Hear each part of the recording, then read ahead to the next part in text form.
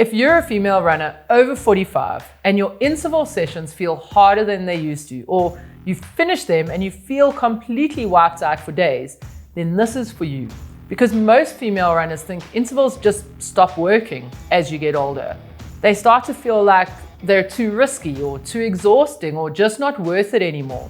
But what I see over and over again, working with hundreds of female runners over the age of 45, is this: intervals are not the problem.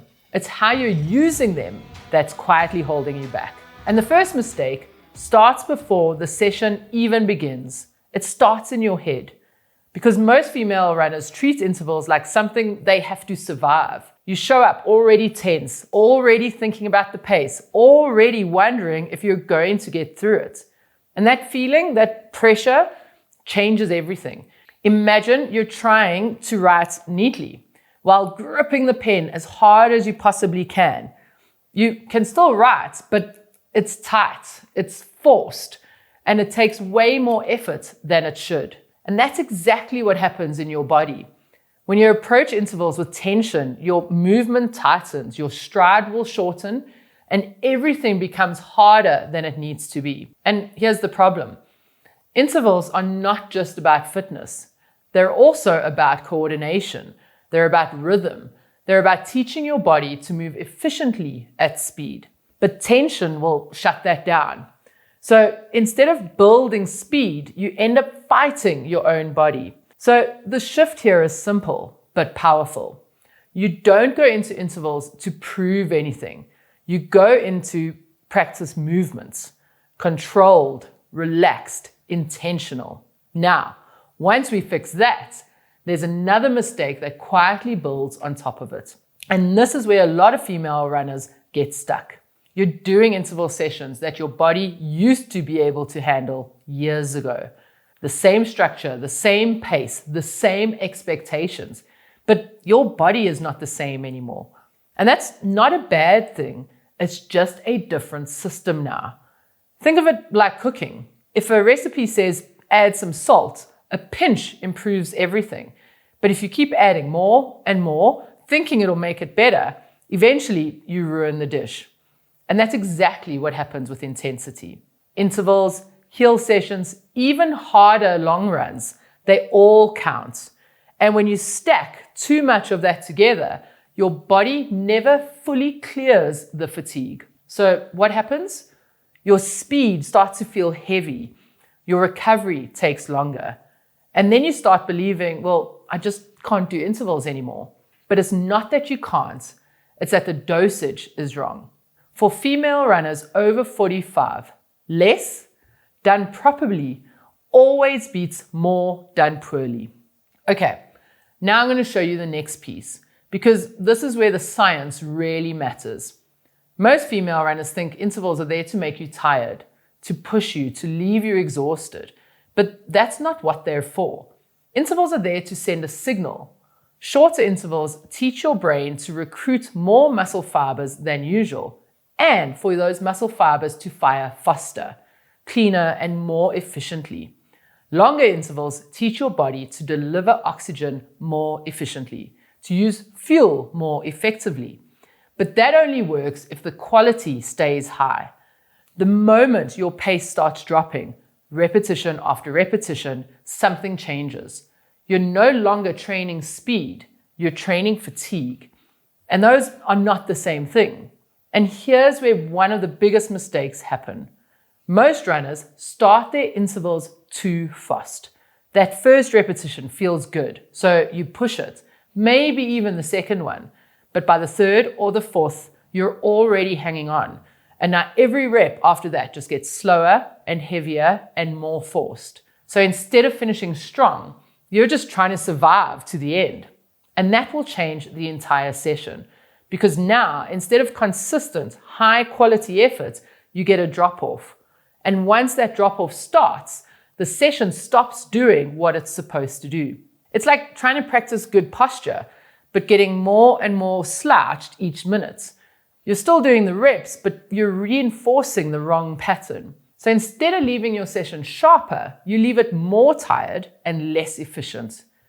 And this is why so many female runners will say, well, intervals just destroy me, because they're not doing speed work anymore. They're just surviving the session. So the shift here is to protect quality. That might mean starting slightly slower than you think you should. Let that pace build instead of forcing it from the start. It might mean doing fewer repetitions, or perhaps more recovery, or stopping the session earlier than planned. Because the goal is not to just finish the workout. The goal is to get the adaptation. Now, this next mistake is one of the biggest ones I see, and it's so easy to miss. You're doing intervals when your body isn't ready for them. Your legs feel heavy, you're more tired than usual. Maybe your sleep wasn't great, but the plan says intervals, so you go. And this is where things start to go wrong, because your body doesn't care about your schedule. It responds to readiness. Think of it like trying to have a deep conversation when you're exhausted. You can still do it, but you're not going to be sharp. You're not clear and you're not at your best. And that's exactly what happens in your training. When you do intervals on tired legs, you reduce the quality and you reduce the benefit. Sometimes the smartest thing you can do is move that session, not skip it. Just place it where your body can actually respond to it. If you want help figuring out exactly where to place your interval sessions so they actually make you faster instead of breaking you down, we run a free online masterclass specifically for female runners over 45. We break this down step by step using real training weeks so you can apply it immediately. You can grab your spot in the link below or scan the QR code. All right, now this next one might surprise you because it feels like you're working hard, but it's actually working against you. Trying to make the intervals feel hard enough. You're chasing that feeling, that breathlessness, that exhaustion, because you think if it doesn't feel hard, it's not working, right? But speed is not built by suffering. It's built by repetition, clean and controlled, repeatable efforts. Think of it like sending a message through a cable. If that cable is clear, the message gets through perfectly. But if that cable is damaged, frayed, or under stress, the message gets distorted. And that's your body. When you're overly fatigued or forcing efforts, the signal doesn't land properly. So yes, you might run hard, but you don't get the full benefit. And that's why for female runners over 45, intervals should feel challenging, but controlled. You should finish feeling sharper, not destroyed. And finally, this is the one almost nobody talks about: what you do after the intervals. Most runners finish a session and immediately move on with their day. No refueling, no downshift, no signal to the body that the work is done. And that matters more than you think, because intervals create a big stress response, and your body needs a clear signal that it's safe to recover. So that first 30 to 45 minutes after your session is where recovery really starts. Fuel helps, slowing down helps. Even just walking and letting your system settle helps. Without that, you stay in a stressed state for longer, and that fatigue carries into your next session. And this becomes even more important over the age of 45, because recovery is where the progress actually happens. Intervals don't make you faster in the moment. They make you faster when your body processes them. So if we bring this all together, intervals are not a waste of time.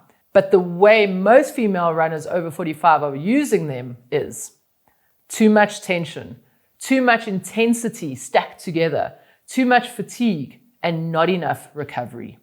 Fix those and intervals start working again. But there's still one big mistake most female runners make, even when they fix all of this. They think if they just run easy all the time, their speed will come back on its own. And that belief quietly holds runners back for years. So watch the next video, because I'm going to show you exactly why easy running isn't enough and what you need to do instead to actually get faster again.